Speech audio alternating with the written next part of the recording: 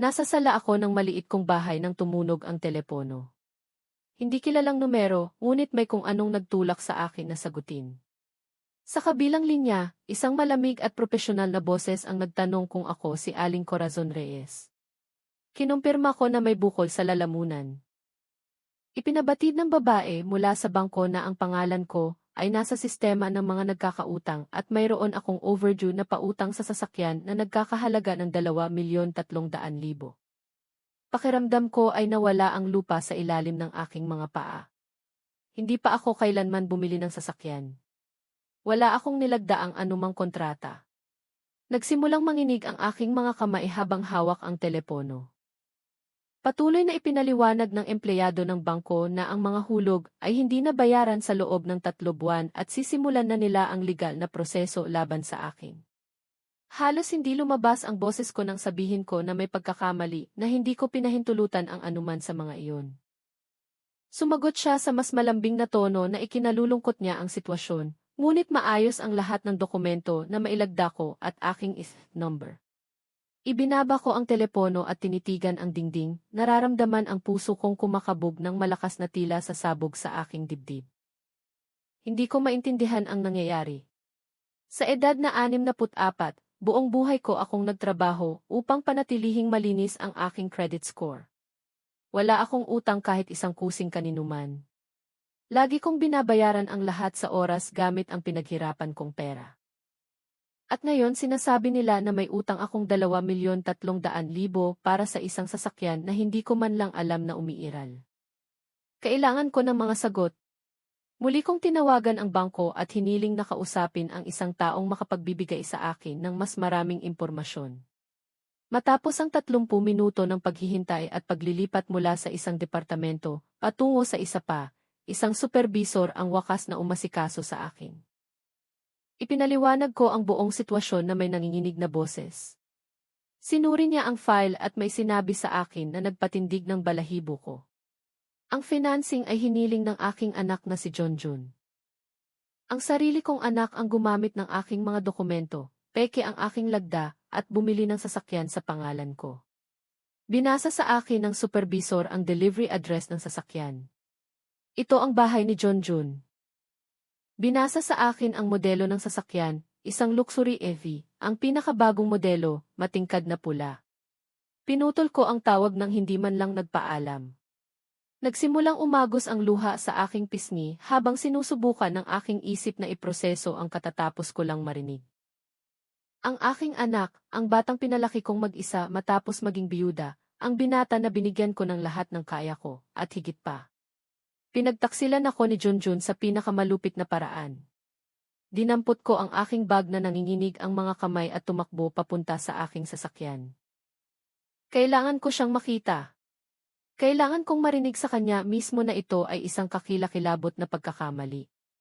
Nagmaneho ako ng 20 minuto papunta sa kanyang bahay na may bumibilis na tibok ng puso at isip na puno ng magkasalungat na kaisipan. Siguro ninakaw din ang kanyang pagkakakilanlan. Siguro wala siyang alam. Siguro may paliwanag. Nang dumating ako, nakita ko ang sasakyan, ang lintik na pulang AV, na nakaparada sa kanyang driveway, nagniningning sa ilalim ng araw na tila nangungutya sa akin. Nanginginig ang aking mga binti habang naglalakad patungo sa pintuan.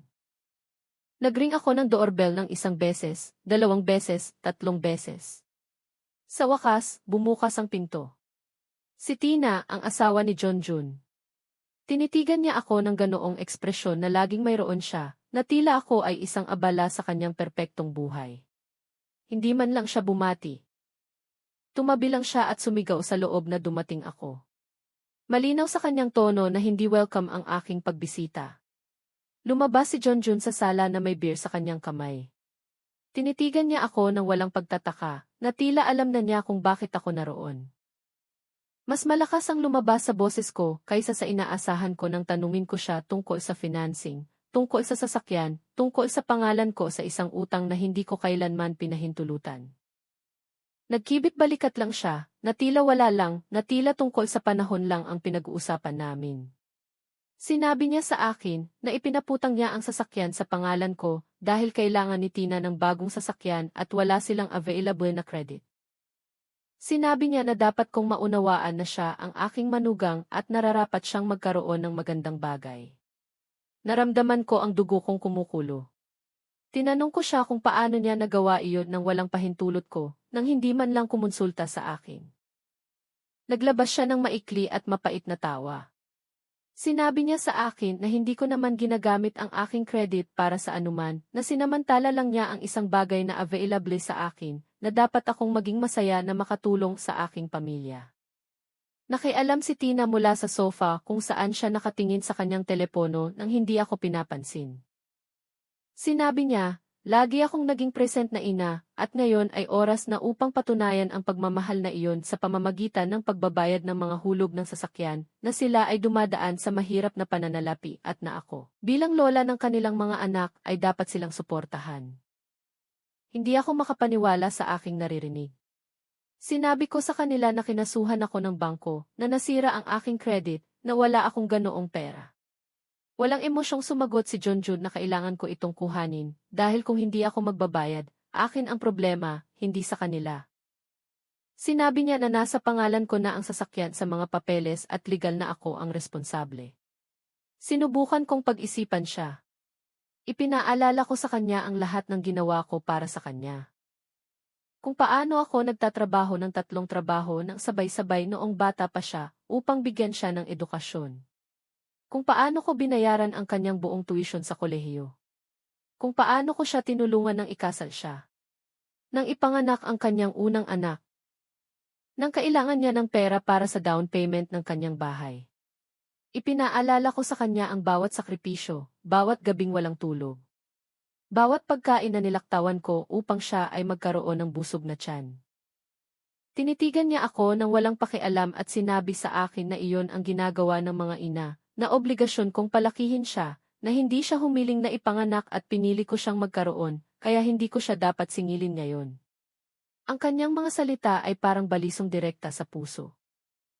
Tumayo si Tina mula sa sofa at lumapit sa akin.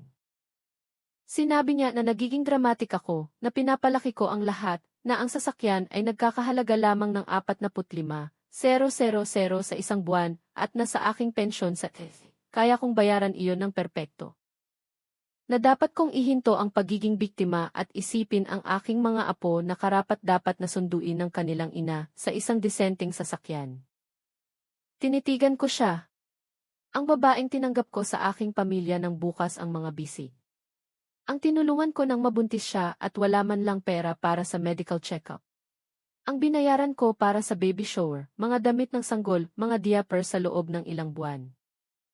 Ang parehong babae ay ngayon ay humihingi na bayaran ko ang kanyang luxury car, habang tinatrato ako na tila ako ay isang pasanin.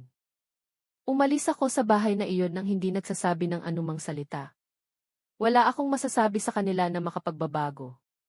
Napagdesisyonan na nila na ako ang kanilang pinagmulan ng pera, ang kanilang solusyon sa lahat ng kanilang problema sa pananalapi. At ang pinakamasakit ay ang pagkaunawa na hindi ito pagkakamali.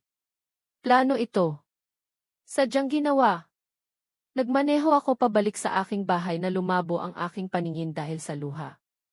Kailangan kong tumigil ng 2 beses sa daan dahil hindi ako makakita ng maayos. Nang makarating ako, umupo ako sa aking sasakyan ng halos 1 oras, umiiyak lang. Umiiyak dahil sa pagtataksil. Umiiyak dahil sa kawalang utang na loob. Umiiyak dahil ang anak na mahal ko, higit sa aking buhay, ay ginamit ako na tila ako ay walang halaga. Nang gabing iyon hindi ako nakatulog. Umupo ako sa kusina na nakatingin sa mga dingding na sinusubukang intindihin kung paano ako nakarating sa puntong ito. Kung paano ang sarili kong anak ay naging napakalupit, napakasakay. Dahan-dahang lumipas ang mga oras habang inuulit ng aking isip ang bawat sandali, bawat sakripisyo na ginawa ko para sa kanya. Kinabukasan, nagpa siya akong suriin ang aking mga bank account. May nagsabi sa akin na ang sasakyan ay hindi lang ang nag-iisa. Binuksan ko ang aking laptop na nanginginig ang mga kamay at nag-login sa aking account. Ang nakita ko ay nakakapagpahinga ng hininga. Ang aking savings account, kung saan ko iningatan ang aking emergency fund, ay halos walang laman. Mayroon akong 650,000 na naipon. Pera na pinagsama-sama ko sa loob ng maraming taon, sentimo sa bawat sentimos. Ngayon 15,000 na lang ang natitira. Tinitigan ko ang screen ang hindi makapikit, nararamdaman ang mundo na bumabagsak sa paligid ko. Sinuri ko ang kasaysayan ng transaksyon. May mga patuloy na pag-withdraw sa loob ng huling 6 na buwan. Mga halaga na 25,000, 35,000, 50,000. Lahat ay ginawa sa mga GM malapit sa bahay ni Junjun. Lahat ay ginawa gamit ang aking debit card, ang card na iningatan ko sa aking wallet, at hindi ko kailanman ipinahiram kaninuman. Ngunit naaalala ko noon ang isang bagay. Isang taon na ang nakalipas, humiram si Junjun ng aking card, dahil sinabi niyang kailangan niyang magdeposito ng agaran sa aking account. Ibinigay ko sa kanya nang hindi nag-iisip. Siya ang aking anak. Pinagkatiwalaan ko siya. Ibinalik niya sa akin iyon ng araw na iyon. Hindi ko kailanman pinaghihinalaan na kinopya niya. Hindi ko kailanman naisip na natuklasan niya ang aking igi sa pamamagitan ng pagmamasid sa akin kapag ginagamit ko ito. Patuloy akong nag-check. Binuksan ko ang aking email inbox at hinanap ang mga mensahe mula sa bangko na maaaring napansin ko. Nakakita ko ng dose-dosenang mga abiso na hindi ko napansin, sa pag-aakalang junk mail lang ang mga ito, ngunit hindi. Mga alerto ang mga ito para sa mga hiniling na pautang, para sa mga bukas na linya ng kredito, para sa mga kahina-hinalang galaw. Mas bumilis ang tibok ng puso ko. Nag-login ako sa aking personal credit report portal. Nandoon ang lahat. Bukod sa financing para sa sasakyan na 2,300,000, mayroon pang 3 personal na pautang. Isa para sa 450,000, isa pa para sa 250,000, at isa pa para sa 650,000. Lahat ay naaprubahan sa pangalan ko, lahat ay may aking kunwari na lagda. Lahat ay na-deliver sa isang account na hindi sa akin. Nag-compute ako na nanginginig ang mga kamay. Sa kabuuan, may utang akong 3,650,000. Pera na hindi ko nakita. Pera na ninakaw ng aking anak mula sa akin gamit ang aking pagkakakilanlan, ang aking tiwala, ang pagmamahal ng aking ina. Tumayo ako mula sa upuan, nararamdaman na hindi ako kayang suportahan ng aking mga binti. Naglakad ako papunta sa banyo at nagsuka. Napakalaking gulat kaya hindi kayang iproseso ng aking katawan. Umupo ako sa sahig ng banyo nang hindi ko alam kung gaano katagal. Yakap ang aking mga tuhod, nararamdaman ang buong buhay ko na bumabagsak. Nang makatayo ako, naghugas ako ng mukha at bumalik sa computer. Kailangan kong malaman pa. Nag-login ako sa aking credit card company account. Nakalimutan kong mayroon akong credit card, halos hindi ko ginagamit na may 500,000 na limitasyon na inalok sa akin ng bangko ilang taon na ang nakalipas. Ang card ay maxed out, 500,000 ang nagastos. Sinuri ko ang mga transaksyon at naramdaman ko ang galit na nagsisimulang palitan ang sakit. Mga pagbili sa mga tindahan ng luxury clothing, mamahaling restaurant, isang tindahan ng alahas, isang tindahan ng electronics, lahat malapit sa bahay ni Junjun, lahat sa loob ng huling 4 na buwan. Si Tina, ginagamit niya ang aking credit card na tila kanya, bumibili ng anumang gusto niya habang ako ay nabubuhay sa minimum, tinitingnan ang bawat sentimos ng aking pensyon. Pinrint ko ang lahat ng dokumento, bawat statement, bawat transaksyon, bawat pautang. Inayos ko ang mga ito sa isang folder habang bumabagsak ang luha sa mga papel. Ito ang patunay ng pinakamalaking pagtataksil sa aking buhay. Ang patunay na ang aking anak at ang kanyang asawa ay sistematikong nagnanakaw mula sa akin sa loob ng ilang buwan. Dinampot ko ang telepono at tinawagan si Junjun. Kailangan kong marinig ang kanyang boses. Kailangan ko siyang sabihin na may paliwanag. Sumagot siya sa ika-4 na ring na may naiinis na boses na nagtatanong kung ano ang gusto ko ngayon. Sinabi ko sa kanya ang natuklasan ko. Ang mga pautang, ang mga pag-withdraw, ang credit card, lahat. Inaasahan ko na kahit man lang ay magulat siya, upang tanggihan ang isang bagay, ngunit hindi siya. Tanging katahimikan lamang sa kabilang linya. Sa wakas, nagsalita siya. Sinabi niya sa akin na may utang ako sa kanya, na kinakalkula niya ang lahat ng pera na utang ko sa kanya sa pagdadala sa kanya sa mundo ng walang pahintulot niya. Na bawat sentimos na kinuha niya ay bahagi ng utang ko sa kanya sa pagpilit sa kanyang umiral. Ang kanyang mga salita ay napakalamig, napakakalkula, hindi tila nagmula sa aking anak. Tinanong ko siya kung paano niya masasabi iyon, kung paano niya mapagbibigyan ang pagnanakaw ng lahat ng mayroon ako. Tumawa siya, isang mapait na tawa na tumusok sa aking kaluluwa. Sinabi niya sa akin na ako ay isang dramatic na matandang babae, na hindi siya nagnanakaw ng anuman dahil ang lahat ng mayroon ako ay dapat na sa kanya pa rin, na kapag namatay ako, mana niya ito, kaya inaabante lang niya ang hindi maiiwasan. Kinuha ni Tina ang telepono. Sinabi niya sa akin na ihinto ko na ang pangulit sa kanyang asawa, na masyado na siyang stressed dahil sa akin, na kung ako ay naging mas mabuting ina at binigyan sila ng pera kapag kailangan nila, hindi nila kailangan gawin ang mga hakbang na ito. Sinisi niya ako sa kanilang pagnanakaw. Ginawa niya akong responsable sa kanilang kawalan ng moral. Sinabi ko sa kanya na ire-report ko sila, na hindi sila makakatakas. Tumawa siya at sinabing subukan ko. Na nasa kanila ang lahat ng dokumento na mailagda ko. Nasa harap ng batas pinahintulutan ko ang lahat na walang sinumang maniniwala sa akin na ang sarili kong anak ang nagnakaw sa akin, na magmumukha lang akong baliw na matandang babae na sinusubukang kumuha ng pera mula sa kanyang pamilya. Ibinaba ko ang telepono bago pa siya magpatuloy sa pagsasalita. Nanginginig ang aking mga kamay sa galit. Ngunit mayroong higit pa sa galit. Mayroong determinasyon. Akala nila ako ay mahina, na ako ay madaling biktima. Akala nila ay kaya nila akong sirain at tatanggapin ko lamang ito ng tahimik.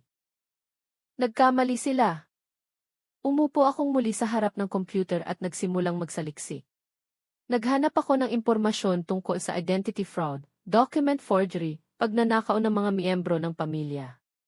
Nagbasa ako ng ilang oras. Nagtala ako. Nalaman ko ang tungkol sa aking mga karapatan, tungkol sa mga batas, tungkol sa mga legal na proseso na maaari kong simulan. 3:00 ng umaga nang sa wakas ay isinara ko ang computer. Mayroon akong plano. Hindi ito magiging madali, ngunit kailangan kong gawin ito. Hindi lang para sa akin, kundi para sa iba pang ina na inaabuso ng sariling mga anak. Kailangan kong patunayan na ang pagmamahal ng ina ay hindi nangangahulugang pagiging walang katapusang bangko. Na ang pamilya ay hindi dahilan para sa pang-aabuso. Kinabukasan, may kumatok sa aking pinto. Si Aling Nena, ang aking kapitbahay sa buong buhay. Napansin niya na nakaparada ang aking sasakyan sa buong araw kahapon at nag-alala. Nang buksan ko ang pinto, siguro ay nakita niya ang aking kalagayan dahil kaagad niya akong niyakap. Sinabi ko sa kanya ang lahat, bawat detalye ng pagtataksil, bawat kasinungalingan, bawat pagnanakaw. Umiyak ako sa kanyang mga bisig na tila, hindi pa ako umiyak sa loob ng maraming taon. Nakinig si Aling Nena ng tahimik, hinahaplos ang aking buhok na tila ako ang kanyang sariling anak. Nang matapos akong magsalita, tinitigan niya ako ng diretso sa mga mata. Sinabi niya na kilala niya ang isang abogado. Si Attorney Garcia ang pangalan niya, isang tapat na tao na tumulong sa kanyang kapatid sa isang katulad na kaso. Sinabi niya na hindi ko maaaring hayaang makatakas si Junjun at Tina, na karapat-dapat ako sa hustisya, na karapat-dapat akong maibalik ang aking buhay. Nagpumilit si Aling Nena na samahan ako sa abogado. Nang araw ding iyon, nakaupo kami sa isang maliit na opisina sa downtown. Si Attorney Garcia ay isang lalaking mga 50 anyos na may kulay abong buhok at mabait ngunit seryosong tingin. Nag-alok siya sa akin ng kape at umupo sa tapat ko na may notebook sa kamay. Sinabi ko sa kanya ang buong kwento mula sa simula. Hindi ko pinalampas ang anumang detalye. Ipinakita ko sa kanya ang lahat ng dokumento na pinrint ko, ang mga bank statement, ang mga kahina-hinalang transaksyon, lahat. Nakinig siya ng maigi, nagtatala, humihinto paminsan-minsan upang magtanong ng mga tiyak na tanong. Nang matapos akong magsalita, inilapag ni Atty.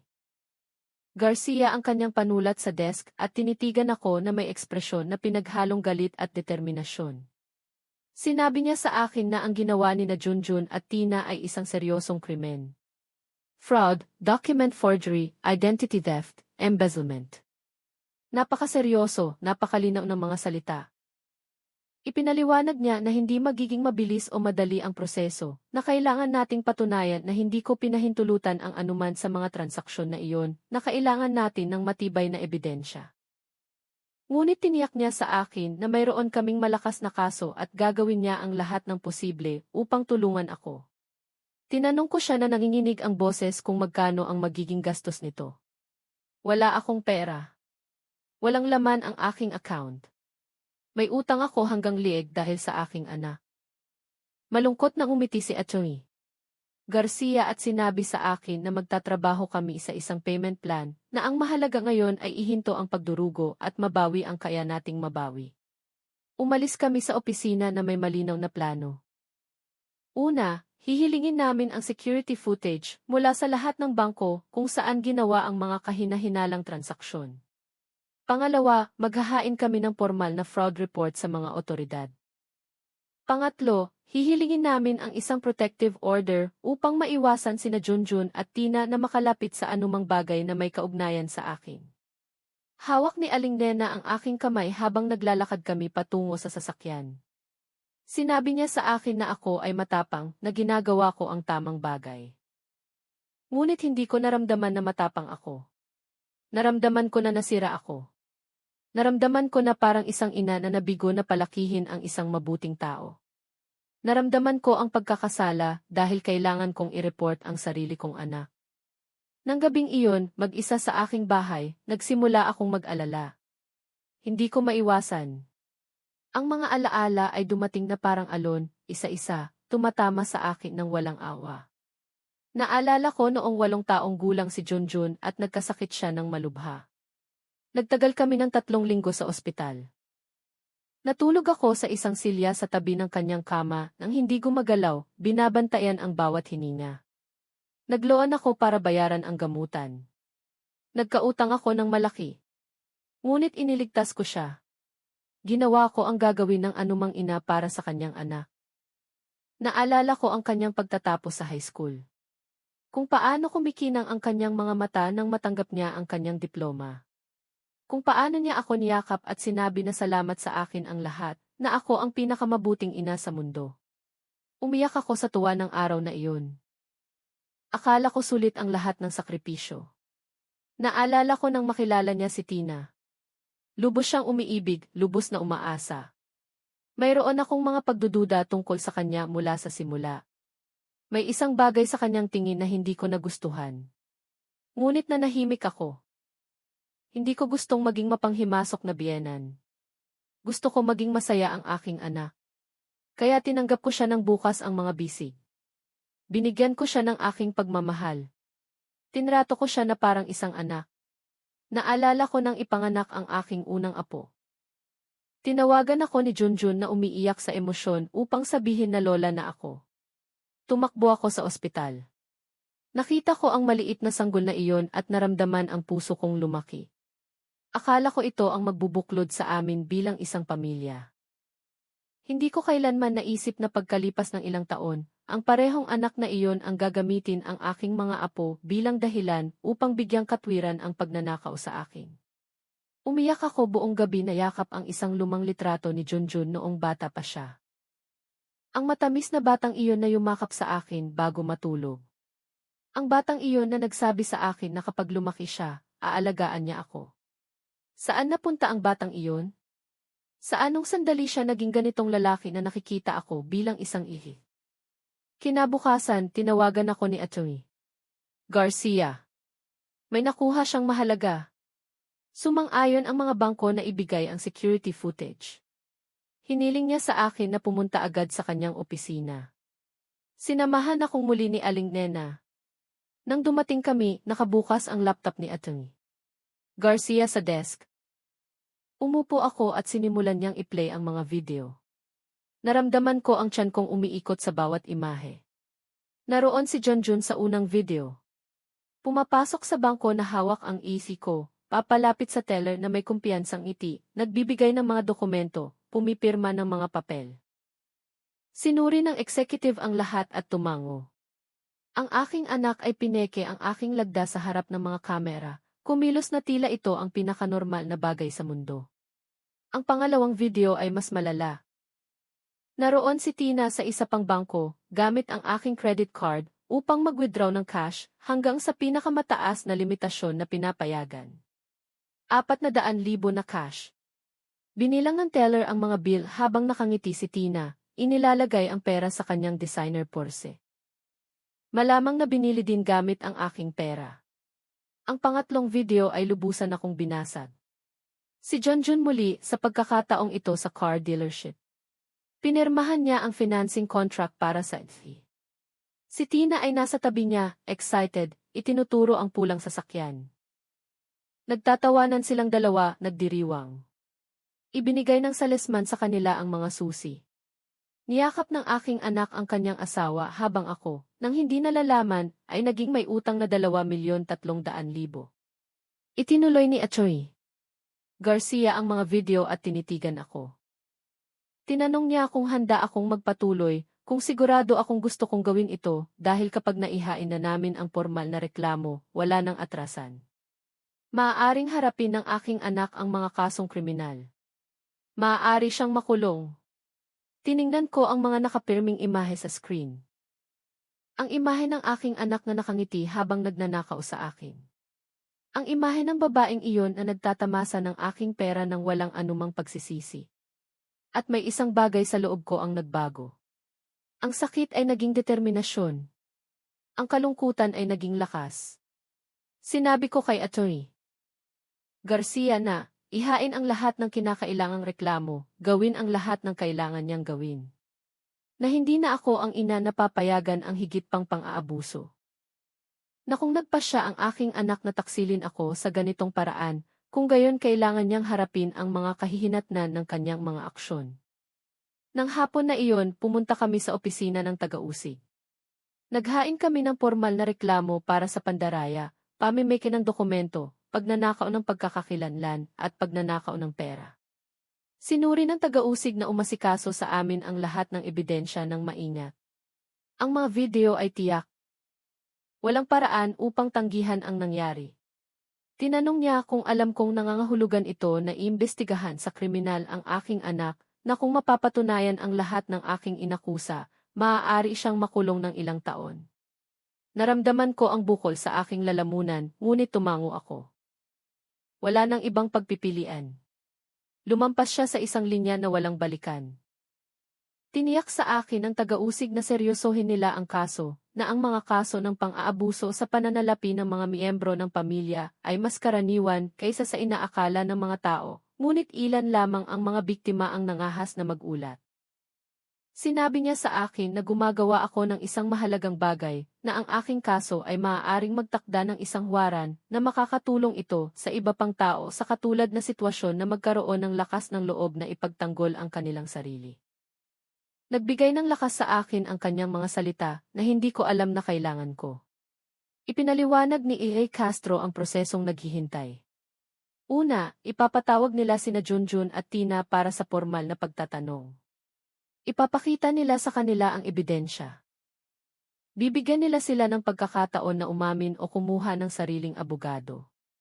Depende sa kanilang mga sagot, maaaring umabot sa paglilitis ang kaso o maaari silang tumanggap ng isang kasunduan. Tinanong niya ako kung ano ang gusto kong mangyari. Kung nais ko lamang mabawi ang aking pera o kung nais ko silang harapin ang buong kasong kriminal. Tiningnan ko siya ng diretso sa mga mata at sinabi kong gusto ko pareho. Gusto kong maibalik ang aking pera, ngunit gusto ko rin silang magbayad para sa kanilang ginawa. Gusto kong maunawaan nila na ang kanilang mga aksyon ay may mga kahihinatnan. Pagkalipas ng isang linggo, masiglang tinawagan ako ni Atty. Garcia. Nasakop na ng bangko ang pulang ETH. Nagpunta ang pulis sa bahay ni Junjun na may court order at kinuha ang sasakyan. Lumabas si Tina na sumisigaw sa kalye, gumagawa ng eksena sa harap ng lahat ng kapitbahay, ngunit wala siyang magawa. Ibebenta ang sasakyan sa subasta, at ang pera ay gagamitin upang bayaran ang bahagi ng utang na kanilang nabuo sa pangalan ko. Gumaan ang aking pakiramdam, ngunit kakaiba din. Ang makita ang aking anak na nagdurusa sa mga kahihinatnan ay sinira ang aking puso, kahit na alam kong ito ay kailangan. Ito ay tila dalawang bahagi ng akin ang patuloy na naglalaban. Ang ina na gustong protektahan ang kanyang anak at ang babae na kailangang protektahan ang kanyang sarili. Patuloy akong binibisita ni Aling Nena araw-araw.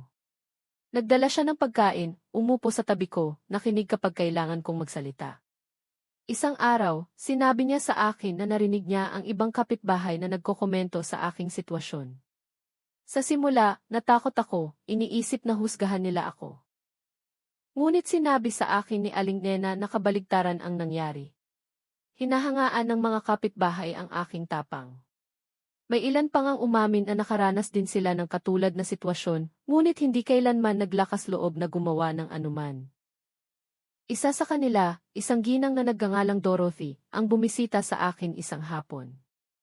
Sinabi niya sa akin na umiiyak kung paano ninakaw ng kanyang anak ang 1,250,000 mula sa kanyang retirement account at hindi niya ito kailanman ni-report. Nabuhay siya sa pasan na sakit at sama ng loob sa loob ng 5 taon. Sinabi ko kay Dorothy na hindi pa huli ang lahat upang humingi ng hustisya, na karapat-dapat din siyang ipagtanggol. Ibinigay ko sa kanya ang numero ni Atty. Garcia. Hindi ko alam kung tinawagan niya sa wakas, ngunit umaasa ako. Walang sinuman ang dapat mabuhay na biktima ng kanilang sariling pamilya. 2 linggo pagkatapos ng reklamo, dumating ang opisyal na sumon para kina Junjun at Tina. Kailangan nilang magpakita sa opisina ng taga-usig para sa formal na pagtatanong. Sinabi sa akin ni Atty. Garcia na malamang na magdala sila ng abogado, na maghahanda silang ipagtanggol ang kanilang sarili, na magiging mas komplikado ito. Nang araw ng interogasyon, hindi ko kailangang naroroon, ngunit tinawagan ako ni Atty. Garcia ng hapon na iyon upang sabihin sa akin ang nangyari. Dumating sina Junjun at Tina na may mamahaling abogado, isa sa mga nagpapataw ng 15,000 kada oras. Sinubukan ng abogado na magpaliwanag na ang lahat ay isang hindi pagkakaunawaan ng pamilya, na binigyan ko sila ng verbal na pahintulot na gamitin ang aking credit. Ngunit nang ipakita sa kanila ni Iay Castro ang mga security video, ang pagsusuri ng eksperto sa mga peking lagda, ang mga testimonya ng bangko, gumuho ang lahat. Humiling ang abogado ng isang recess upang kausapin ang kanyang mga kliyente. Nang bumalik sila, nagbago ang kanilang estratehiya. Ngayon, inakusa nila na may malubhang problema sa pananalapi si Junjun at kumilos siya dahil sa desperasyon, hindi sa masamang hangarin. Hindi tinanggap ni Iay Castro ang mga dahilan na iyon. Ipinakita niya sa kanila ang ebidensya ng 2,500,000 mula sa na-liquidate na investment. Ipinakita niya sa kanila ang mga resibo ng na-divert na upa sa loob ng 8 buwan. Ipinakita niya sa kanila ang mga luxury purchases sa mga credit card. Hindi ito desperasyon. Ito ay sistematikong kasakiman. Sa wakas, humiling ang abogado na makipagnegosasyon ng isang plea deal. Iminungkahi niya na sina Junjun at Tina ay ibalik ang lahat ng ninakaw na pera sa loob ng 2 taon bilang kapalit ng pag-drop ng mga kasong kriminal. Sinabi sa kanila ni Iay Castro na ang panukalang iyon ay dapat manggaling sa akin, na ako ang biktima at ako ang nagpasya. Tinanong ako ni Atty. Garcia kung ano ang gusto kong gawin. Ipinaliwanag niya ang mga opsyon. Kung tatanggapin ko ang kasunduan, mababawi ko ang aking pera ng mas mabilis at maiiwasan ang isang mahaba at masakit na paglilitis. Ngunit sina Junjun at Tina ay hindi magkakaroon ng criminal records at sa esensya ay makakalaya. Kung tatanggihan ko ang kasunduan, ang kaso ay aabot sa paglilitis. Maaari silang makulong, ngunit ang proseso ay magiging mahaba, nakakapagod, at walang garantiya na mababawi ko ang aking pera kaagad. Humiling ako ng oras upang mag-isip. Nang gabing iyon, hindi ako nakatulog. Inisip ko ang aking mga apo, kung paano ito makakaapekto sa kanila. Inisip ko si Junjun, ang batang siya, ang lalaking siya naging. Inisip ko ang aking kinabukasan, ang aking katatagan, ang aking dignidad. Kinabukasan, tinawagan ko si Atty. Garcia at ibinigay sa kanya ang aking sagot. Hindi ko tatanggapin ang kasunduan. Hindi habang patuloy silang walang ipinapakitang tunay na pagsisisi. Hindi habang patuloy nila akong tinatrato na tila ako ang may kasalanan. Gusto kong umusad ang kaso. Gusto kong harapin nila ang lahat ng kahihinatnan ng kanilang mga aksyon. Iginagalang ni Atty. Garcia ang aking desisyon at ipinaalam ito kay C. Castro. Personal akong tinawagan ng taga-usig upang sabihin na naunawaan niya ang aking paninindigan at gagawin niya ang lahat ng posible upang makamit ang hustisya. Ipinaliwanag niya na ngayon ay magsisimula ang malalim na yugto ng investigasyon. Susuriin ng mga eksperto ang bawat peking lagda. I-review ng mga auditor ang bawat transaksyon. Tatawagan ang mga saksi upang magpatotoo. Samantala, nananatili ang mga precautionary measures. Nananatiling frozen ang mga account ni na Junjun at Tina. Hindi sila maaaring magbenta ng mga ari-arian o gumawa ng malalaking galaw sa pananalapi ng walang pahintulot ng hukuman. Ang ACGU ay naibenta na sa auction at ang pera, humigit kumulang 1,400,000 matapos ang mga deduction, ay nakatago sa isang account ng korte na naghihintay ng resolusyon ng kaso. Ngunit pagkatapos, nagsimula ang mga atake. Nagsimulang tumawag si Junjun sa ibang kamag-anak, alalayong tiyo, mga pinsan na bihira kong makita, na nagkukwento ng kanyang bersyon ng kwento. Sinabi niya sa kanila na ako ay isang malupit na ina na sumisira sa kanya dahil sa kasakiman. Na humingi lang siya ng tulong at pinapadala ko siya sa kulungan na mas gusto ko ang pera kaysa sa sarili kong anak. Tinawagan ako ng ilang kamag-anak para pagalitan. Sinabi nila sa akin kung paano ko magagawa iyon kay Junjun. Na pinapatawad ng pamilya ang lahat, na ako ay isang kahiyan. Ang bawat tawag ay parang pananaksak, ngunit ipinakita rin ito sa akin kung sino talaga ang mga taong iyon. Walang sinuman ang humingi ng aking bersyon. Walang sinuman ang gustong malaman ang katotohanan. Hinusgahan at kinondena lang nila ako nang hindi nakikinig. May dalawang eksepsyon. Ang aking pinsan na si Jenny, na matagal ko nang hindi nakakausap, ay tumawag sa akin isang araw. Narinig niya ang mga bulong-bulungan at gusto niyang malaman ang katotohanan ng direkta mula sa akin. Sinabi ko sa kanya ang lahat ng detalyado. Umiyak siya habang nakikinig sa akin. Humingi siya ng tawad sa matagal na niyang pagkawala. Sinabi niya sa akin na naranasan niya ang katulad na sitwasyon sa kanyang kapatid at lubos na naunawaan ang aking sakit. Naging hindi inaasahang suporta si Jenny. Nagsimula siyang bumisita sa akin ng madalas. Tinulungan niya ako sa mga grocery. Sinamahan niya ako sa mga appointment kay Atty. Garcia. Naroon lang siya kapag kailangan kong magsalita. Kasama si Aling Nena, bumuo sila ng isang bilog ng proteksyon sa paligid ko. Pinapaalalahanan nila ako na hindi ako nag-iisa, na may mga taong nagpapahalaga sa akin. Isang hapon, habang nagkakape kami ni Jenny sa aking kusina, may nag-doorbell. Isang babae na hindi ko kilala. Ipinakilala niya ang kanyang sarili bilang isang social worker na itinalaga ng korte. Dumating siya upang suriin ang aking sitwasyon bilang bahagi ng legal na proseso. Kailangan niyang i-verify na nasa sapat akong kondisyon ng pag-iisip upang isulong ang reklamo. Sa simula, naramdaman ko na nasaktan ako. Kinuwestiyon ba nila ang aking katinuan? Ngunit ipinaliwanag ng social worker, isang mabait na ginang, na karaniwan itong pamamaraan sa mga kaso ng panloloko ng pamilya. Iminungkahi ng abogado ni Junjun na maaaring ako ay nalilito dahil sa aking edad, na marahil ay may problema ako sa memorya.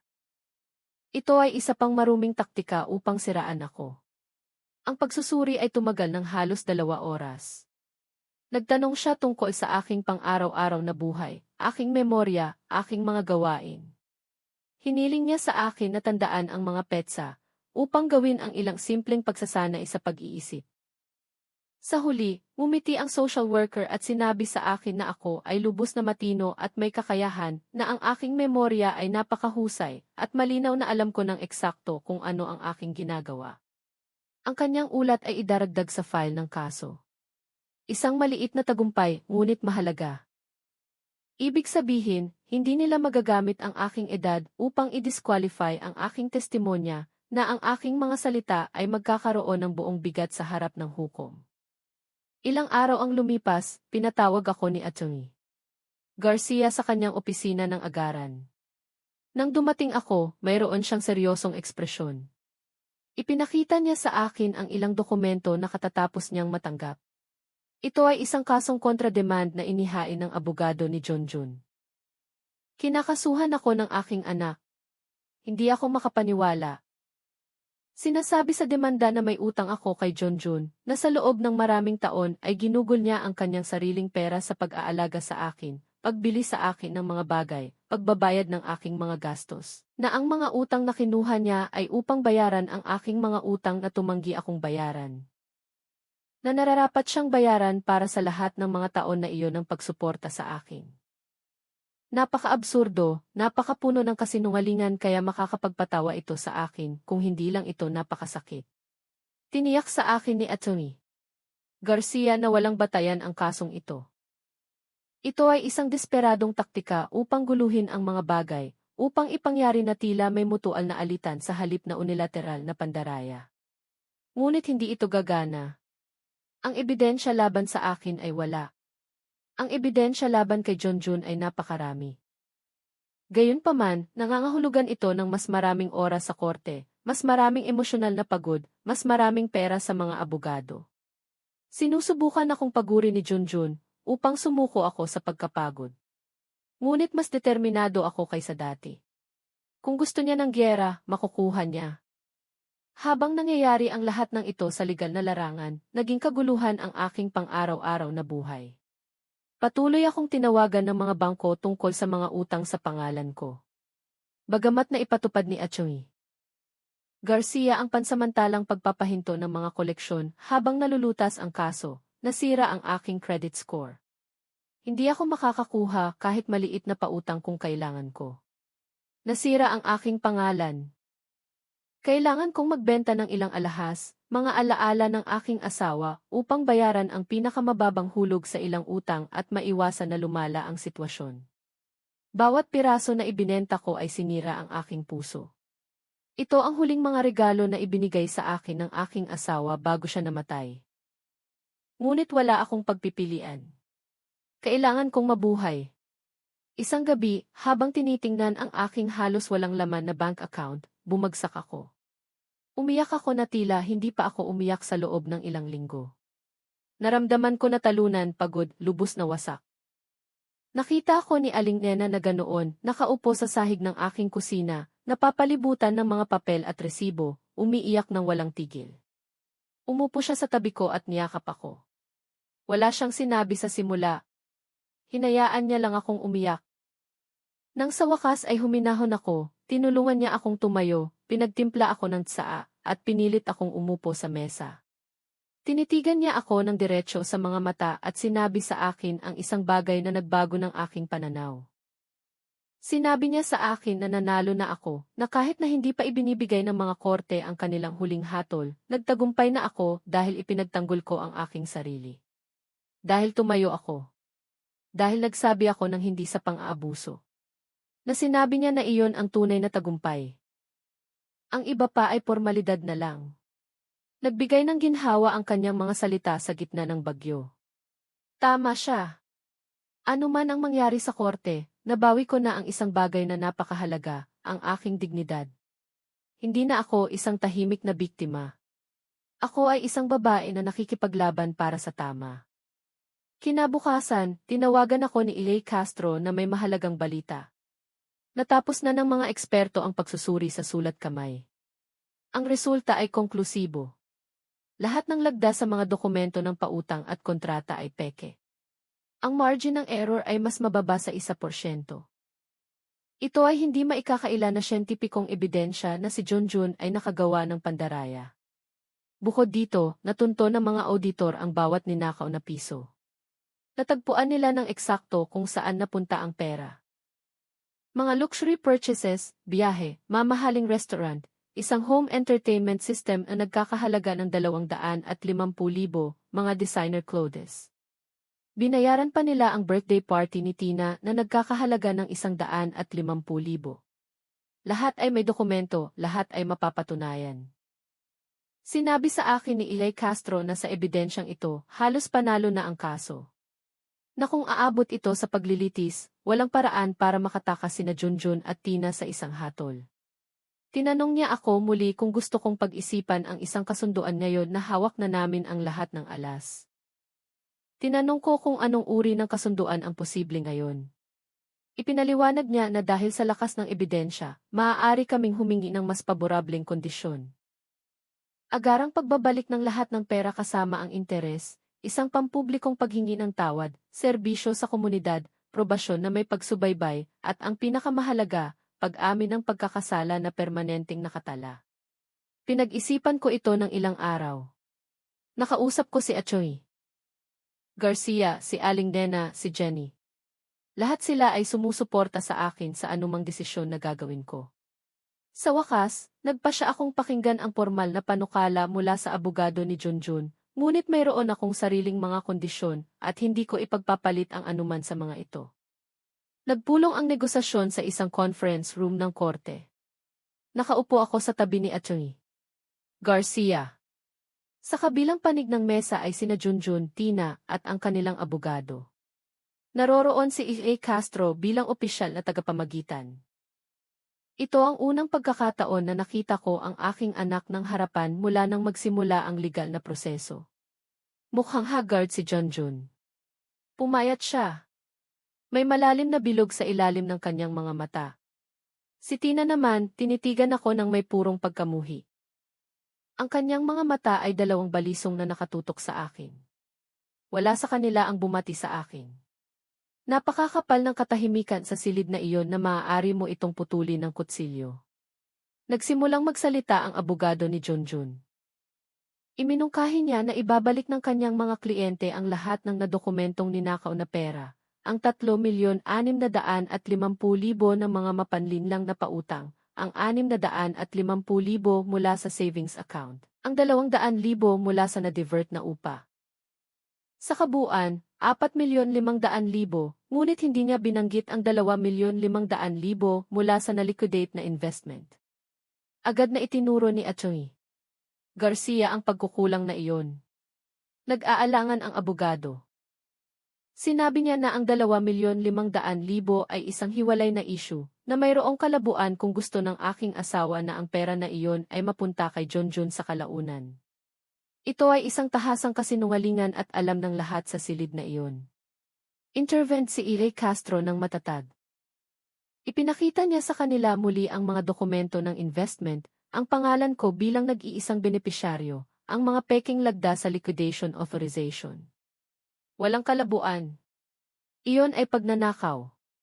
Tapos, kinailangan ng abogado na umatras at idagdag ang 2,500,000 sa panukala, kabuang 6,800,000. Ngunit may sarili akong mga kahilingan. Hindi lang ang pera ang gusto kong maibalik, gusto ko rin ang interes na sana ay nabuo ng perang iyon kung nasa aking account. Gusto ko ng kompensasyon para sa pinsala sa aking credit. Gusto kong bayaran nila ang mga utang na nabuo nila sa pangalan ko ng direkta, hindi ibigay sa akin ang pera para ako ang magbayad. At gusto ko pa ng ibang bagay. Sinabi ko sa kanila, habang tinitigan si Junjun, na gusto ko ng paghingi ng tawad, isang tunay na paghingi ng tawad, notarized, kung saan aaminin nila ang bawat bagay na kanilang ginawa, bawat kasinungalingan, bawat pagnanakaw, bawat pameke. At ang paghingi ng tawad na iyon ay maging permanenteng bahagi ng record ng korte. Sumabog si Tina. Tumayo siya mula sa silya na sumisigaw na baliw ako kung akala ko ay hihingi siya ng tawad, na wala siyang ginawang masama, na ako ay isang mapait na matandang babae na hindi makatagal na makita ang kanyang anak na masaya. Na ang lahat ng ito ay dahil sa inggit dahil mas maganda ang kanilang buhay kaysa sa akin. Hiniling ni E.A. Castro sa kanya na umupo at tumahimik. Pinapaalalahanan niya na siya ay nahaharap sa malubhang kasong kriminal at ang kanyang saloobin ay hindi nakakatulong. Pinabayaan ni Tina ang kanyang sarili sa silya, ngunit patuloy akong tinitigan ng masama. Sa wakas ay nagsalita si Junjun. Ito ang unang pagkakataon na narinig ko ang kanyang boses sa loob ng ilang linggo. Tinanong niya ako na may pagod na tono kung gusto ko ba talagang sirain siya. Kung matapos ang lahat ng pinagdaanan namin bilang ina at anak, kaya ko silang ipadala sa kulungan ng walang pagsisisi. Sinusubukan niyang gamitin ang pagiging ina laban sa akin muli. Kalmado akong sumagot ngunit matatag. Sinabi ko sa kanya na hindi ako ang sumira sa kanya, na sinira lang niya ang kanyang sarili ng araw na nagpasya siyang katanggap-tanggap ang pagnanakaw sa akin. Na hindi ko siya ipinapadala sa kulungan. Ang kanyang sariling mga aksyon ang naglagay sa kanya doon. Na ang bawat desisyon na ginawa niya ay may mga kahihinatnan at ngayon ay kailangan niyang harapin ang mga ito. Ipinaalala ko sa kanya ang lahat ng ginawa niya, hindi bilang mga paninisi, kundi bilang mga katotohanan. Ang mga peking lagda, ang mga mapanlinlang na dokumento, ang 2,500,000 mula sa investment ng kanyang namatay na ama, ang upa na inilihis buwan-buwan, ang mga credit card na ginamit para sa mga luho habang kumakain ako ng kanin at gulay para mabuhay. Isa-isa ang lahat, nakita kong napuno ng luha ang kanyang mga mata. Sandali, akala ko ay sa wakas ay narating na niya ang tunay na pagsisisi. Ngunit pagkatapos ay muli siyang nagsalita, at napagtanto kong ang kanyang mga luha ay hindi pagsisisi. Ang mga ito ay awa sa sarili. Pinaghihinayangan niya ang pagkahuli, hindi ang kanyang ginawa. Sinabi niya sa akin na kung igigit ko ang lahat ng mga kondisyong iyon, wala silang paraan upang magbayad, na wala silang 6,800,000, na frozen ang kanilang mga account, na nawala na nila ang sasakyan, na halos nasa kalye na sila, na wala akong iniiwan sa kanila. Kinuha ni Atty. Garcia ang isang dokumento na inihanda niya. Ito ay isang ulat ng mga asset ni na Junjun at Tina. Mayroon silang bahay sa kanilang pangalan na nagkakahalaga ng 1,000,000,000. Mayroon silang naipon na itinago nila sa mga account ng mga kamag-anak ni Tina. Mayroon silang maliliit na investment. Mayroon silang mahahalagang pag-aari. Hindi sila nasa kalye o malapit ng maging ganoon. Sinuri ng kanilang abogado ang dokumento at nagbago ang kanyang ekspresyon. Napagtanto niya na ginawa namin ang aming homework, na alam namin ng eksakto kung anong mga resources ang mayroon sila. Humiling siya ng 20 minutong recess upang kausapin ang kanyang mga kliyente ng pribado. Habang naghihintay kami, pumasok sa silid sina Aling Nena at Jenny na dumating upang suportahan ako at naghihintay sa labas. Nagdala si Aling Nena sa akin ng tubig. Pinisil ni Jenny ang aking kamay. Sinabi sa akin ni E.A. Castro ng tahimik na ginagawa ko ng maayos ang pananatili kong matatag. Nang bumalik sina Junjun, Tina at ang kanilang abogado. Nagbago ang saloobin. Nagmungkahi ang abogado ng bagong kasunduan. Ibebenta nila ang bahay. Gamit ang perang iyon, babayaran nila ang 6,800,000 plus 1,000,000 dagdag para sa interes at mga pinsala. Kabuang 7,800,000. Bukod pa rito, pipirmahan nila ang liham ng paghingi ng tawad kasama ang lahat ng detalyeng hiniling ko. Bilang kapalit, babawiin ko ang mga kasong kriminal. Tatanggapin nila ang probasyon sa loob ng 5 taon kung saan hindi sila makakalapit sa akin o makikipag-ugnayan sa akin sa anumang paraan. Kung lalabagin nila ang anumang termino ng kasunduan, otomatiko silang haharap sa buong kasong kriminal nang walang posibilidad ng bagong kasunduan. Tinitigan ako ni Atty. Garcia na naghihintay ng aking sagot. Humiling ako ng sandali upang mag-isip. Lumabas ako ng silid kasama siya at nag-usap kami sa pasilyo. Ipinaliwanag niya na ito ay isang napakapaborableng kasunduan na mababawi ko ang mas maraming pera kaysa sa nawala sa akin, na magkakaroon sila ng mga record ng probasyon na hindi maliit na bagay, na magkakaroon ako ng legal na proteksyon laban sa anumang paglapit sa hinaharap. Ngunit binalaan din niya ako na kung tatanggihan ko ito at umabot sa paglilitis ang kaso, bagamat malamang na manalo kami, ang proseso ay tatagal pa ng hindi bababa sa 1 taon at walang garantiya na magkakaroon ng pera sina Junjun at Tina pagkatapos ng panahong iyon upang magbayad. Maaari silang magdeklara ng bangkarota. Maaari nilang itago ang mga asset. Ang paglilitis ay isang sugal. Naisip ko ang lahat ng nangyari, tungkol sa mga gabing walang tulog, tungkol sa patuloy na sakit, tungkol sa pagtataksil. Naisip ko rin kung ano ang gusto ko para sa aking kinabukasan. Gusto ko bang manatiling nakatali sa labanang ito sa loob ng 1 pang taon o gusto kong isara ang kabanatang ito at simulan ang muling pagbuo ng aking buhay? Bumalik ako sa silid at ibinigay ang aking sagot. Tinanggap ko ang kasunduan na may isang karagdagang kondisyon na hindi mapag-uusapan. Gusto kong sumailalim sina Junjun at Tina sa mandatoryong therapy sa buong panahon ng probasyon. Individual na therapy para sa bawat isa at family therapy ng magkasama. Gusto kong harapin nila ang kanilang ginawa, hindi lang sa legal kundi pati na rin sa emosyonal. Nagsimulang gumawa si E.A. Castro ng formal na mga termino ng kasunduan. Naghintay kaming lahat ng tahimik habang isinusulat niya ang bawat probisyon, bawat kondisyon, bawat kahihinatnan para sa hindi pagsunod. Ang huling dokumento ay may 7 pahina ng tiyak na mga detalye. Walang kalabuan. Ang lahat ay perpektong malinaw. Nang handa na ang dokumento, binasa ito ni E.A. Castro ng malakas ng buo. Nakinig ang bawat partido ng tahimik. Pagkatapos ay hiniling niya sa amin na pumirma. Una, pumirma ako na nanginginig ngunit determinado ang kamay. Pagkatapos ay si Atty. Garcia bilang aking kinatawan, pagkatapos ay si Junjun, na nakayuko ang ulo, iniiwasan ang aking tingin. Si Tina ay pumirma nang may lakas na halos masira ang papel. Ang kanilang abogado ang huling pumirma. Ipinanotaryo ni E.A. Castro ang dokumento at nagbigay ng mga kopya sa bawat partido. Ipinaliwanag niya na ngayon ay darating ang yugto ng pagsunod. May 6 na po araw sina Junjun at Tina upang ibenta ang bahay at kuhanin ang pera. Sa panahong iyon, mananatili sila sa ilalim ng umiiral na mga precautionary measures. Umalis ako sa silid na iyon na kakaiba ang pakiramdam. Hindi eksaktong kaligayahan ang nararamdaman ko. Ito ay sa halip ginhawa na halo-halo ng malalim na kalungkutan. Nanalo ako sa legal na paraan, ngunit nawala ko ang aking anak sa proseso.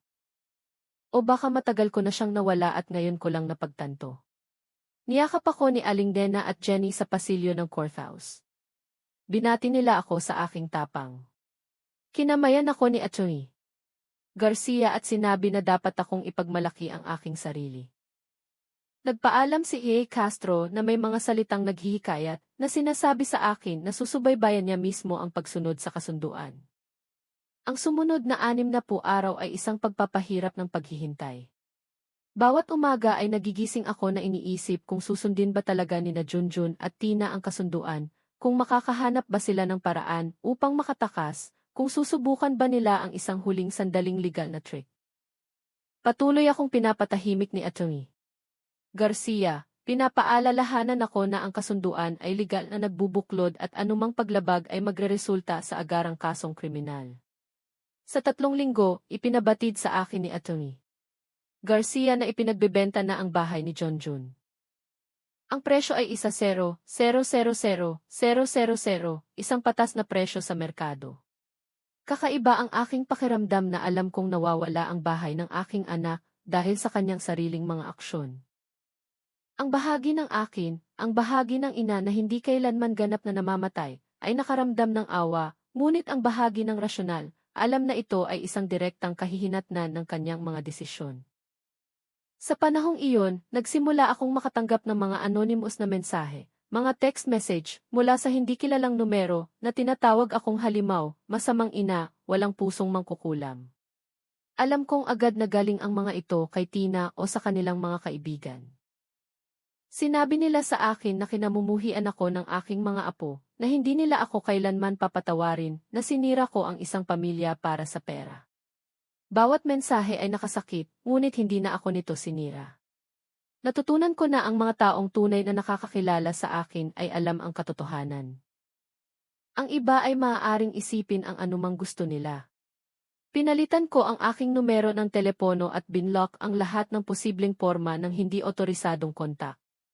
Nag-organisa si Aling Dena ng isang maliit na pagtitipon sa kanyang bahay, kasama ang ilang kapitbahay na sumusuporta sa akin. Naging nakapapanatag na marinig ang kanilang mga kwento, upang mapagtanto na hindi ako nag-iisa. Si Dorothy, ang ginang na nagbahagi ng kanyang karanasan sa akin ilang linggo na ang nakalipas, ay nagsabi sa akin na sa wakas ay tinawagan niya si Atty. Garcia. Sinasimulan na niya ang kanyang sariling legal na proseso laban sa kanyang anak. Pinayagan niya ako sa pagbibigay sa kanya ng lakas ng loob na ipagtanggol ang kanyang sarili. Sa 5 linggo, tinawagan ako ni Atty. Garcia na may magandang balita. Ang bahay ni Junjun ay may seryosong mamimili. Ang alok ay 7,750,000. Pagkatapos bayaran ang mortgage, may utang pa rin sila at ang mga closing costs, humigit kumulang 8 milyon ang matitira, higit pa sa sapat upang matugunan ang kasunduan ng 7,800,000. Nang araw na natapos ang pagbebenta ng bahay, personal na nagpunta si Atty. Garcia upang pangasiwaan ang paglipat ng pondo. Ang pera ay idineposito sa isang espesyal na account ng korte. Mula roon ay ipinamahagi ito ayon sa napagkasunduan. Una, binayaran ang lahat ng utang sa aking pangalan. Lubusang na-liquidate ang mga mapanlinlang na pautang. Ang mga credit card ay naging zero. Nailinis ang aking pangalan mula sa lahat ng database ng may utang. Pagkatapos ay inilipat ang natitirang pera sa aking bank account. 750,000. Mas malaki ito kaysa sa nawala sa akin salamat sa interes at kompensasyon. Nang makita ko ang balance na iyon sa aking account, nagsimula akong umiyak. Hindi ito luha ng tuwa eksakto. Ito ay luha ng pagsasara ng pagtatapos ng isang bangungot. Ngunit hindi ang pera ang pinakamahalagang bagay na nabawi ko. Ang pinakamahalaga ay ang aking dignidad, ang aking boses, ang aking karapatan na ipagtanggol ang aking sarili. Ang mga bagay na iyon ay walang katumbas. Pagkalipas ng isang linggo, nakatanggap ako ng isang sertipikadong sobre. Sa loob nito ay ang liham ng paghingi ng tawad na pinirmahan ni Junjun at Tina sa harap ng isang notaryo. Binasa ko ito ng isang beses lamang. Ito ay mekanikal, malamig, malinaw na isinulat ng kanilang abogado. Ngunit naroon ito, bawat mapanlinlang na gawaing inamin, bawat kasinungalingan na kinilala, bawat pagnanakaw na inamin sa opisyal na papel na may kanilang mga lagda na permanente sa mga record ng hudikatura. Itinago ko ang liham na iyon sa isang kahon kasama ang lahat ng dokumento ng kaso. Hindi ko na ito binasa muli. Hindi ko na kailangan. Ang pagkakaroon nito ay sapat na. Ipinabatid sa akin ni Atty. Garcia na nagsimula na sina Junjun at Tina sa mandatoryong therapy sessions. Ang itinalagang therapist ay magpapadala ng buwanang ulat sa korte na nagpapatunay sa kanilang pagdalo at partisipasyon. Kung lumiban sila sa isang sesyon ng walang balidong medikal na dahilan, lalabag sila sa mga tuntunin ng kasunduan. Ipinaliwanag din niya na aktibo ang restraining order. Hindi maaaring lumapit sina Junjun at Tina sa loob ng 500 metro mula sa akin. Hindi nila ako maaaring tawagan, sulatan, o makipag-ugnayan sa akin sa anumang paraan. Kung gagawin nila, agad silang aarestuhin. Nagbigay ng kapayapaan sa akin ang proteksyon na ito. Alam kong ligtas ako. Gamit ang nabawi na pera, gumawa ako ng ilang mahalagang desisyon. Una, buo kong binayaran ang mga bayari ni Atty. Garcia. Walang pagod siyang nagtrabaho para sa akin at karapat-dapat siya sa bawat sentimos.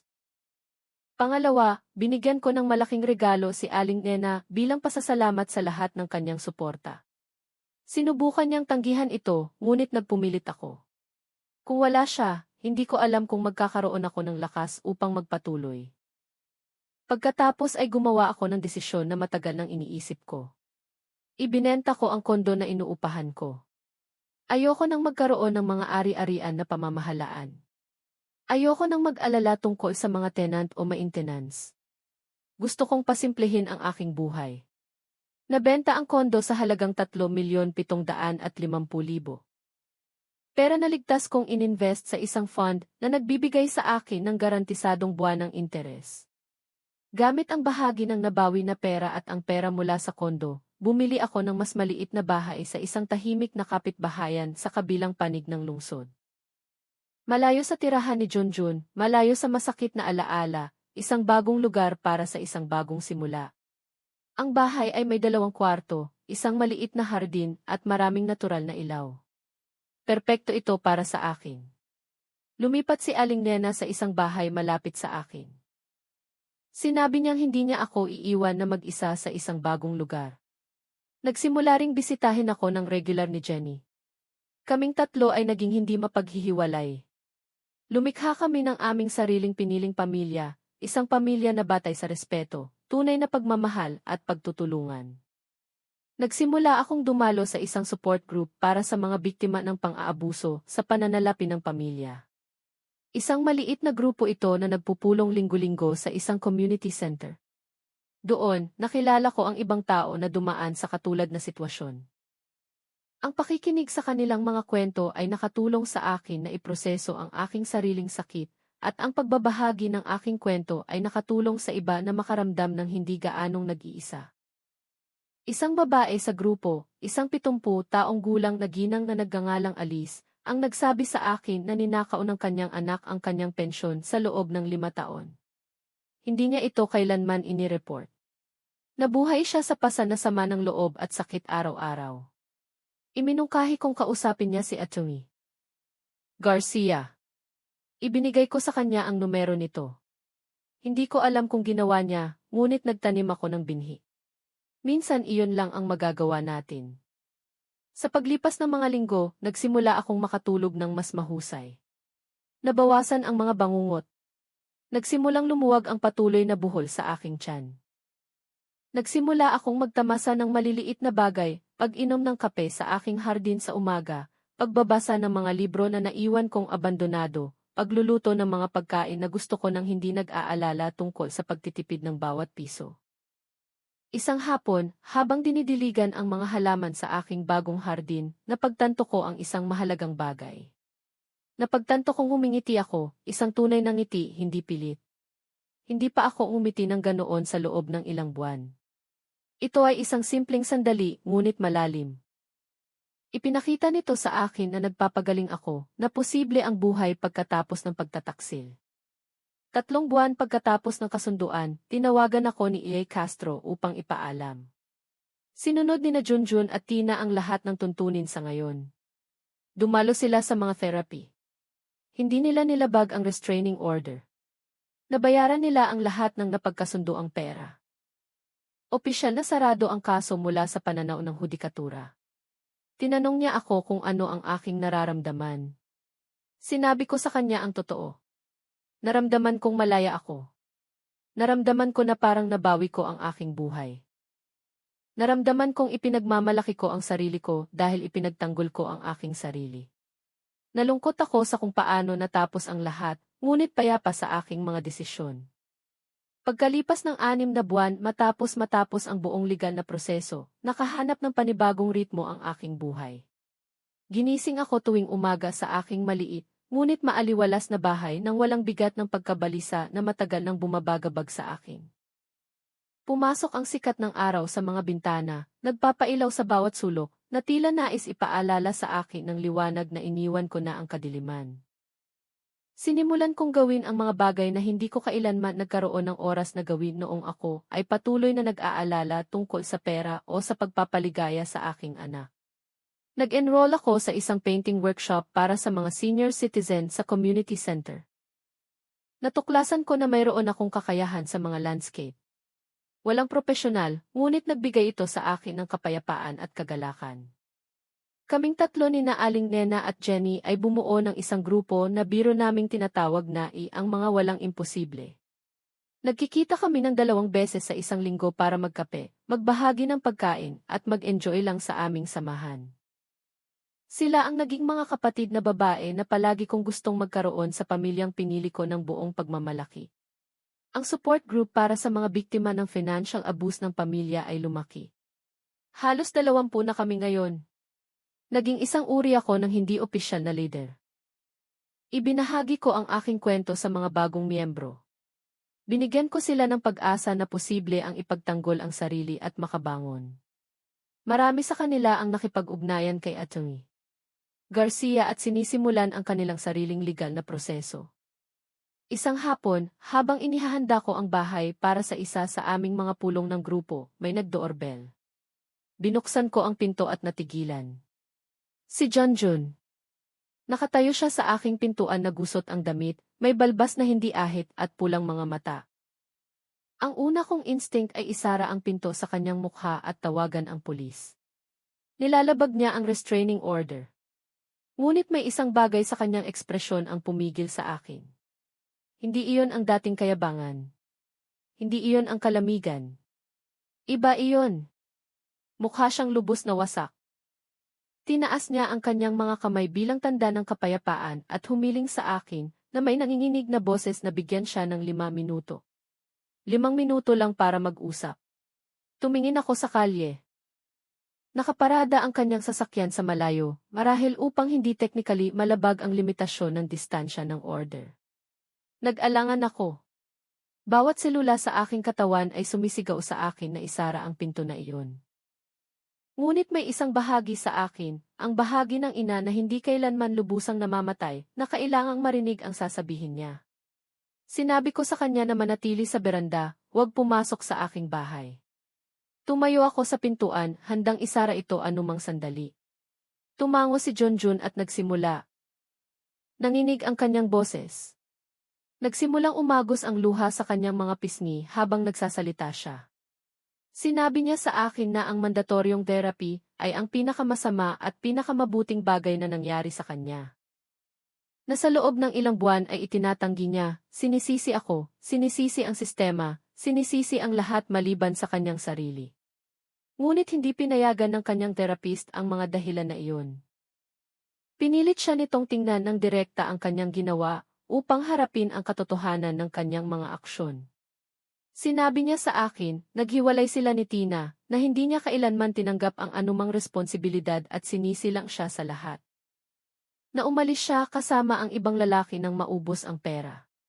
Na sa wakas ay nakita niya kung sino talaga ang babaeng iyon. Isang manipulator na ginamit siya katulad ng paggamit niya sa akin. Sinabi sa akin ni Junjun ang isang bagay na muling nagpasakit sa aking puso.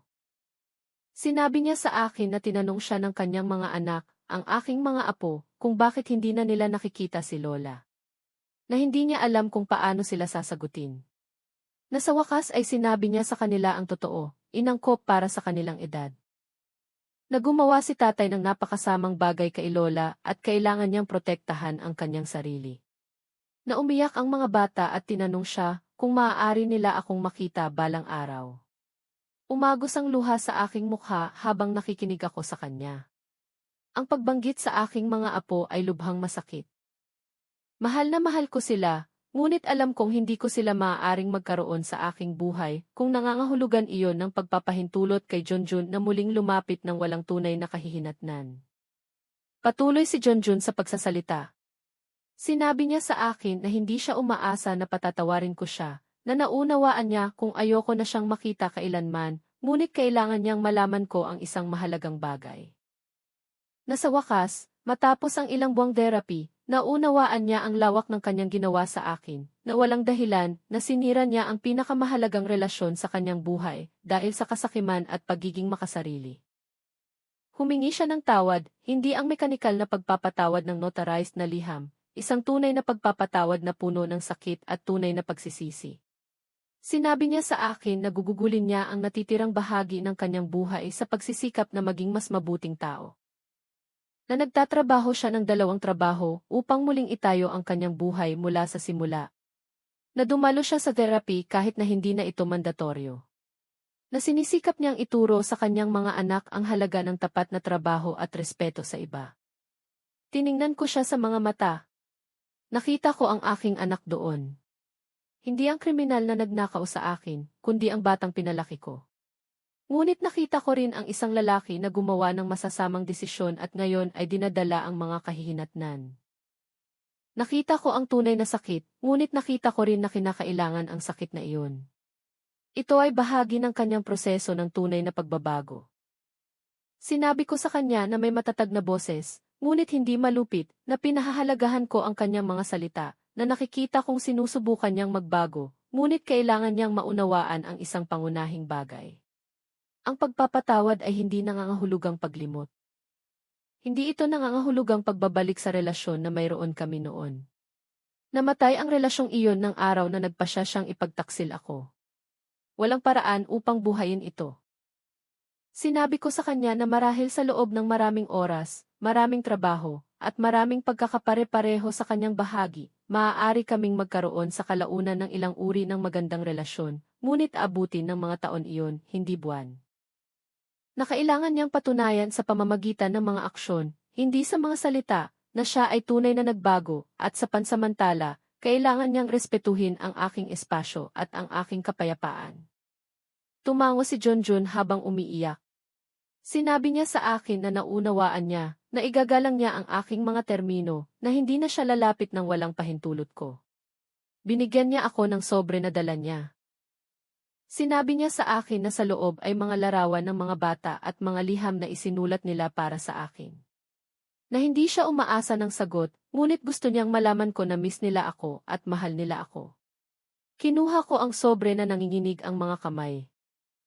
Sinabi ko sa kanya na umalis, na kung talagang gusto niyang ipakita ang pagbabago, magsimula sa pagrespeto sa restraining order na aktibo pa rin. Tumango siya, umikot at naglakad patungo sa kanyang sasakyan. Pinanood ko siyang lumayo at isinara ang pinto. Umupo ako sa aking sala, yakap-yakap ang sobre na iyon ng matagal. Sa wakas, binuksan ko ito. May 3 larawan ng aking mga apo na nakangiti. Napakalaki na ng kanilang paglaki sa loob ng mga buwan na ito, at may 2 liham na isinulat sa sulat kamay ng bata. Lola, miss po kita. Kailan po kita makikita? Mahal na mahal po kita.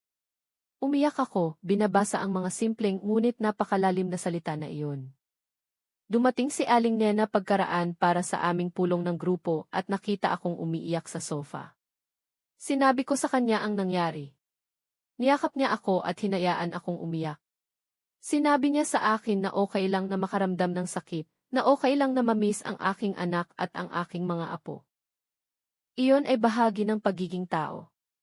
Ngunit okay lang din na panatilihin ang aking mga limitasyon.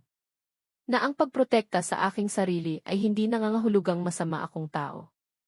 Nang gabing iyon sa pulong ng support group, ibinahagi ko ang nangyari. Ang pagbisita ni Junjun, ang kanyang paghingi ng tawad, ang aking mga magkasalungat na damdamin. Nakita ng grupo ng hindi hinuhusgahan. Ilan sa kanila ang nagbahagi ng katulad na karanasan.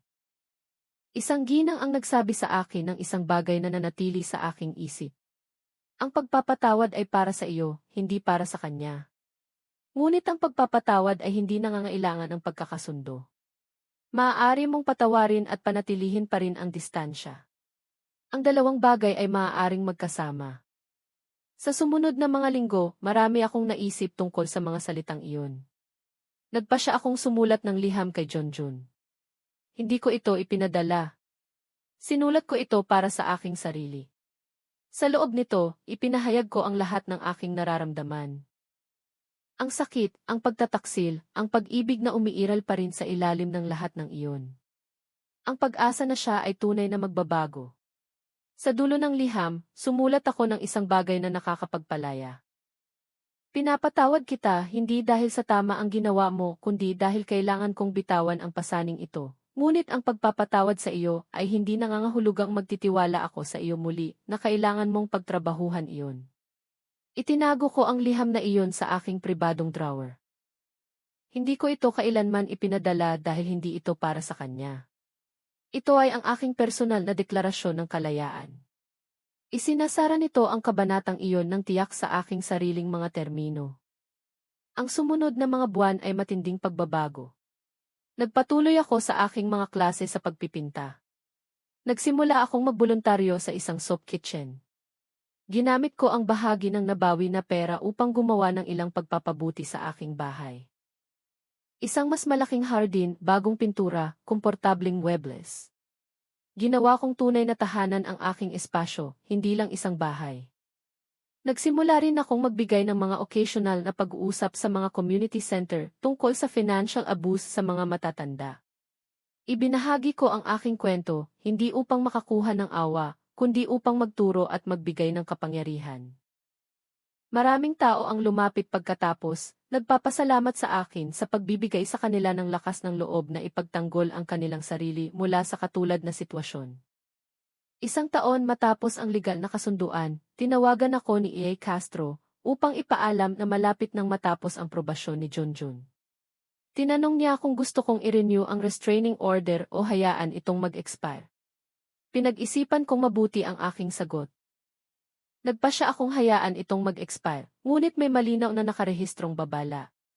Ano mang hindi gustong kontak ay magreresulta sa isang bagong agarang order. Naramdaman kong ligtas ako sa desisyon na iyon. Hindi na ako natatakot kay Junjun. Nabawi ko na ang aking kapangyarihan. Kung pipiliin niyang respetuhin ako, ayos lang. Kung hindi, alam kong eksakto kung paano ko ipagtatanggol ang aking sarili.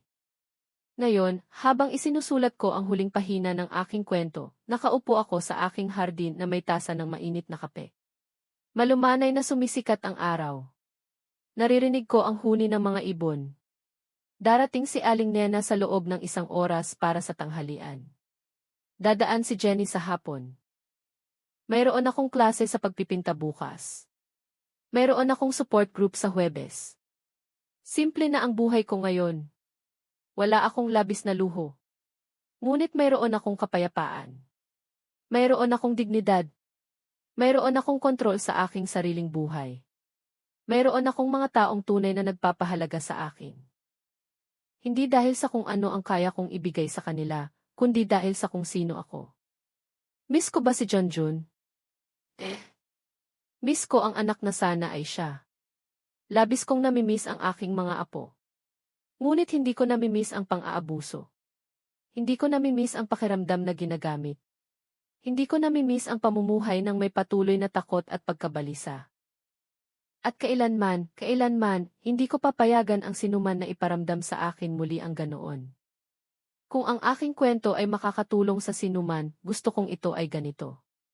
Ang pagmamahal sa pamilya ay hindi dahilan para sa pang-aabuso. Ang pagiging ina ay hindi nangangahulugang pagiging walang katapusang bangko. Ang pagtatanggol sa sarili ay hindi nangangahulugang masama kang tao. Ang pagtatakda ng mga limitasyon ay isang kilos ng pagmamahal sa sarili, hindi pagiging makasarili. Natutunan ko na ang tunay na pamilya ay hindi lang dugo. Ito ang pinipili mo. Ito ang nagrerespeto sa iyo.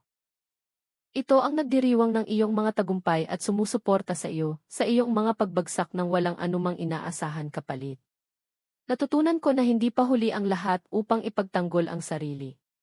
Na anuman ang iyong edad, ang iyong kasaysayan o kung gaano katagal mo tiniis ang pang-aabuso.